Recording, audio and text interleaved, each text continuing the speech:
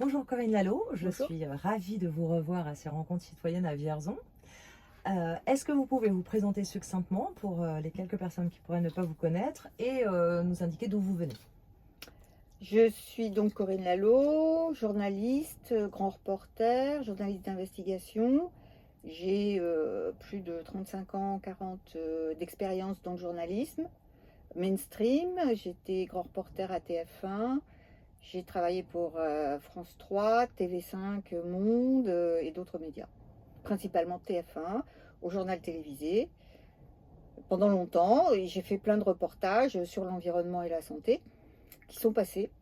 Et notamment sur le nuage de Tchernobyl, sur le sang contaminé, sur les vaccins hépatite B, sur la grippe H1N1, la fausse pandémie, les mensonges de l'OMS au moment de la grippe H1N1, le lévothyrox et le Mediator et tant d'autres. Et qu'est-ce qui vous a amené au départ à avoir envie de vous pencher sur ces sujets dès le début de votre carrière finalement? Oui. Il y a eu Bah, quelque chose familialement, moi j'ai une mère qui s'intéresse beaucoup à tout ce qui est environnement. Donc j'ai été sensibilisée très tôt à l'environnement. Et quand on s'intéresse à l'environnement, ben, on s'intéresse à l'agriculture, on s'intéresse à la santé de la terre, et donc on commence à s'interroger sur les effets des pesticides. Si on s'interroge sur les effets des pesticides sur la terre et sur la santé de la terre, évidemment on se pose la question sur la santé des humains. Et de la santé de l'environnement, on passe à la santé des humains. Et comme c'est un tout, effectivement, l'un et l'autre sont liés. Donc je commençais d'abord par l'environnement, ensuite par la santé. et ça vous a toujours plu en fait, puisque vous travaillez encore là-dessus, donc c'est toujours un sujet qui vous passionne. Oui, j'ai pas fait que ça, hein, parce que j'ai aussi traité des scandales comme le scandale du sang contaminé. J'ai traité le scandale de l'affaire Greenpeace, quand la France avait fait sauter un bateau de Greenpeace en Nouvelle-Zélande. J'ai traité des attentats terroristes. J'ai traité l'affaire des Irlandais de Vincennes. Et lorsque François Mitterrand a fait des écoutes sauvages sur les journalistes et sur certaines personnalités, eh bien j'étais dans la liste des journalistes écoutés par François Mitterrand. J'ai eu ce privilège, je suis très fière. D'accord. Alors, qu'est-ce qui vous a emmené? Alors, vous venez de Paris, c'est ça? Vous avez fait Mmh. le déplacement spécialement pour Vierzon. Qu'est-ce qui vous a amené à rentrer, alors, je dirais ce combat, mais je veux dire à contester cette crise et à venir à ces conférences et à être engagé là-dedans, en fait? Bon, c'est vrai que c'est votre leitmotiv depuis le départ, mais est-ce qu'il y a quelque chose de spécifique par rapport à cette crise? Euh, à partir de quand j'ai commencé à m'intéresser au vaccin? Quand il y a eu l'histoire du vaccin hépatite B. Il y avait pas mal de victimes du vaccin hépatite B. 1985, c'est ça à peu près, hein? Ah non, Un peu c'était plus tard, hein. C'était 90? fin des années 90, début des années 2000. D'accord. Voilà. Et donc, moi, j'ai interviewé donc, des victimes du vaccin hépatite B, comme il y a ici des victimes des vaccins Covid. Bon. Et ces victimes, elles avaient toutes à peu près le même discours, donc de souffrance, qui étaient intervenues juste après le vaccin, alors que justement, c'était des personnes qui, en général, comptaient faire un voyage à l'étranger et donc se vacciner. Bon. Et donc, j'ai commencé à enquêter, j'ai tiré un fil. Et j'ai commencé à vérifier toutes les informations qui étaient données par le gouvernement et par les laboratoires pharmaceutiques. Et plus je vérifiais, et plus je voyais que ce qui était raconté était tout simplement faux.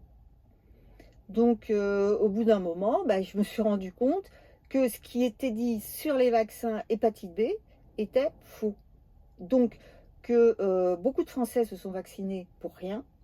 En particulier qu'on a vacciné des bébés, et que les bébés ne sont absolument pas concernés par la maladie hépatite B, puisque l'hépatite B ne s'attrape que, en général, par les seringues, les toxicomanes, et quelquefois par les relations sexuelles, mais intenses quand on est prostituée et qu'on ne prend pas de précautions. Voilà, donc ça, c'est la maladie ne concerne en gros que ces gens-là, et à des proportions très faibles. La France était complètement indemne. Bon, on a vacciné tout le monde en France alors que la maladie n'existait pas. Il y Et a qu'il une n'y avait obligation même pour pas... les soignants aussi, pour cela. Aussi, Ah, bien sûr. Et d'ailleurs, parmi les victimes, il y avait beaucoup de soignants. Donc, déjà. il y avait beaucoup de soignants. Donc, c'était une question. Comment ça se fait qu'il y ait autant de soignants qui souffrent du vaccin hépatite B? Et est-ce que c'est proportionnel à la vaccination? Parce qu'effectivement, sinon, il devrait y avoir autant de Français de toutes catégories. Bien Mais sûr. si les soignants étaient particulièrement représentés dans les victimes, alors que ça ne correspond pas à leur pourcentage dans la population de par leur métier, c'est qu'ils étaient surreprésentés. Et donc, s'ils étaient surreprésentés, c'est peut-être qu'il y avait un lien de cause à effet. Et il y a beaucoup de soignants, ceux qui ont été indemnisés, beaucoup souvent, c'était des soignants. Voilà. Et donc, comme les soignants étaient très réticents aux vaccinations, et en particulier quand il y a eu la pandémie, la fausse pandémie H1N1, en 2009, eh bien, ça a été pareil. Les soignants ont été très réticents. Et c'est pour ça que quand il y a eu la pandémie Covid, les soignants ont été la première cible. Parce que dans l'esprit des gouvernants, si les soignants ne sont pas avec eux, il faut les éliminer. Et effectivement, ils les ont éliminés de la façon la plus radicale qui soit, puisqu'ils l'ont carrément suspendu, de façon totalement illégale par rapport au droit du travail.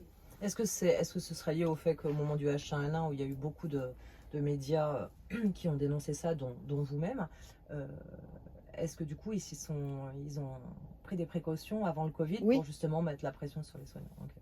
Certainement, parce que pour eux, les soignants, d'abord, ils ont une influence importante auprès des patients, et en plus de ça, c'était les plus réticents.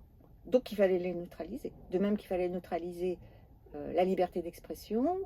Et d'ailleurs, la ministre Roselyne Bachelot, à la fin de la grippe H1N1, avait dit « J'ai de regrets. Le fait que les Français n'aient pas eu assez peur, c'est pour ça qu'ils ne sont pas vaccinés. Et le fait qu'on n'ait pas assez verrouillé Internet. » Ça veut dire qu'ils ont bien corrigé pour le Covid, quoi. Pour empêcher la désinformation. Donc, ils ont parfaitement tiré la leçon de ce qui s'est passé en 2009 avec la grippe H1N1.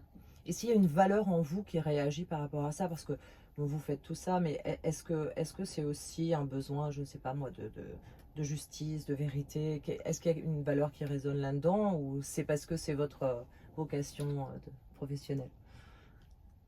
Bah, on n'est pas divisé, hein, on est un tout. Oui, bien sûr. On est un tout, donc moi si je fais ce métier, c'est pour comprendre les choses et faire comprendre. Donc d'abord j'essaie de comprendre et après j'essaie de faire comprendre. Donc, mais d'abord j'essaie de comprendre moi-même. C'est ça. Voilà. Et quand je vois des gens qui tombent malades, qui ont leur vie foutue, bah, on reste pas insensible, évidemment. Donc c'est pour ça que je me suis intéressée à la question. Oui, bah, votre livre sur le grand désordre hormonal est très très bien à ce niveau-là, avec ses chapitrages et les quelques phrases récapitulatives en fin de chapitre. C'est vrai que c'est très très pédagogique, très intéressant. Oui, parce que en fait, ce qu'il faut bien comprendre, c'est que quels sont les dangers réels en fait? Les gens meurent de quoi? De quoi on meurt?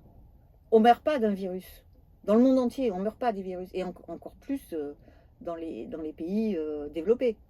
On meurt de quoi? On meurt de cancer et de maladies cardiaques, cardiovasculaires, qui sont des maladies de l'environnement.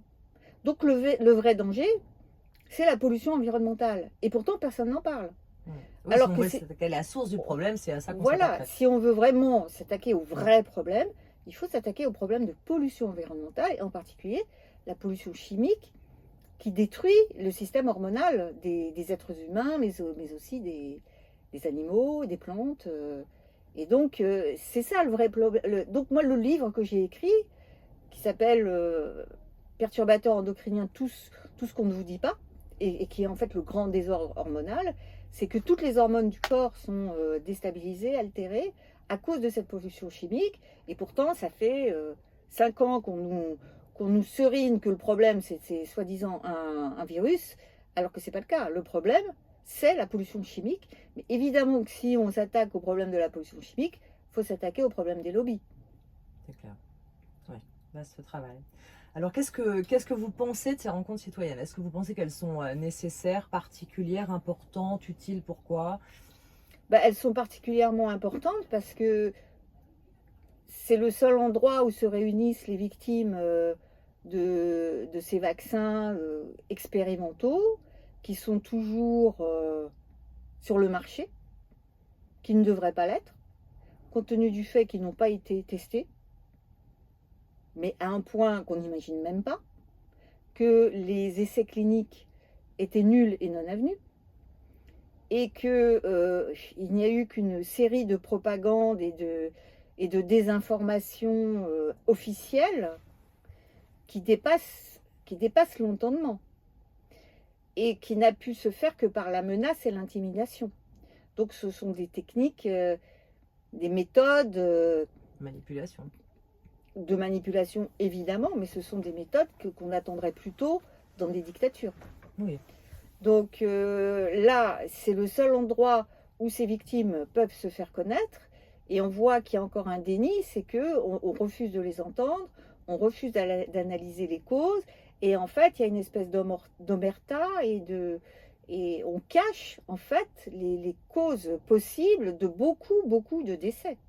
Quand quelqu'un meurt d'une crise cardiaque, on va dire « Ah, il est mort d'une crise cardiaque », mais on ne va pas demander s'il avait avant été vacciné. Or, les crises cardiaques, les déchirures de l'aorte, de l'artère aorte, sont des effets secondaires de ces vaccins. Et les effets secondaires de ces vaccins, il y en a beaucoup, donc beaucoup de thromboses. Donc quelqu'un qui va mourir d'une thrombose, est-ce qu'on va demander « Ah, mais est-ce qu'il n'avait pas été vacciné par hasard ?» Bon, les cancers, il y a plein de turbo-cancers. Est-ce que quelqu'un qui meurt d'un cancer, on va dire « Mais est-ce qu'il n'aurait pas été vacciné par hasard ?» C'est évidemment la question qu'il faut poser à chaque décès. À chaque décès, il faudrait poser la question. Et il faudrait faire des études statistiques. Ouais, rien n'est fait. On est dans la dissimulation qui continue. On est dans l'omerta. Et il serait temps que ça cesse. Et il serait temps surtout que ces vaccins expérimentaux, qui sont en fait de la thérapie génique, soient retirés du marché. Ça, c'est sûr. Et vous avez fait une intervention là durant ces rencontres citoyennes? Vous faites une intervention oui. Qui porte sur les vaccins. Sur les vaccins, d'accord. Ok. Bon, alors, dernière question. Si vous pouviez changer une chose maintenant d'un coup de baguette magique, ce serait quoi pour un changement de paradigme dans les années à venir? 2 choses. 2 choses, ok. Oui, 2 choses. D'abord, la liberté vaccinale, surtout pour les bébés. Liberté vaccinale. Donc, on supprime toute obligation. D'accord. C'est absolument impensable et indécent de vacciner des bébés pour des maladies pour des maladies qui n'existent pas, alors que dans d'autres pays c'est obligatoire. Et ça n'existe pas, ou c'est si on veut.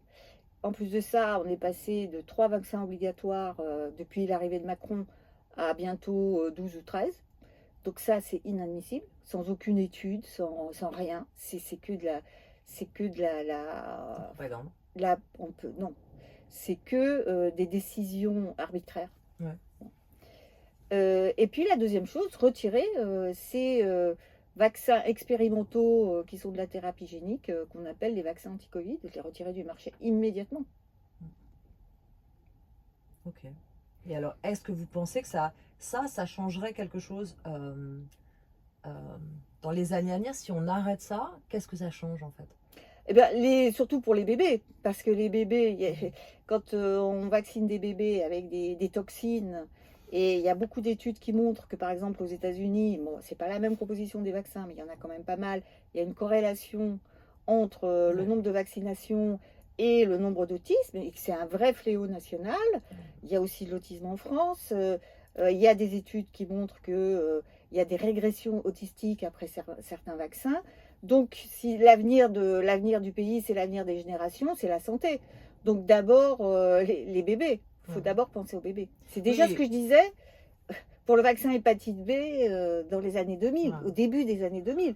On est en 2025. Moi, je pensais qu'après le scandale de l'hépatite B, du vaccin hépatite B, on n'en entendrait plus parler. Mais non seulement on en entend parler, mais en plus, c'est obligatoire pour les bébés. Mais est-ce que vous ne pensez pas que ça va un peu plus loin de ça, dans le sens où quand on voit le livre de Robert Kennedy avec Brian Hooker, il prouve qu'en fait les vaccins augmentent la mortalité, l'autisme, toutes les maladies chroniques, etc., les allergies.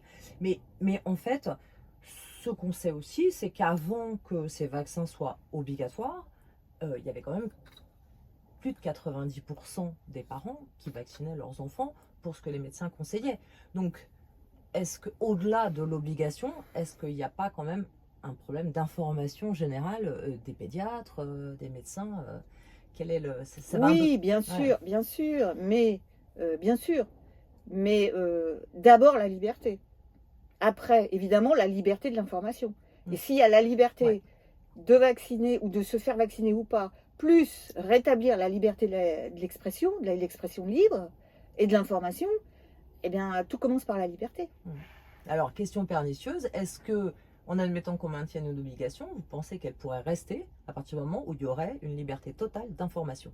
C'est-à-dire que si tous les médecins et tous les parents avaient cette information, est-ce que vous pensez que l'obligation pourrait se maintenir?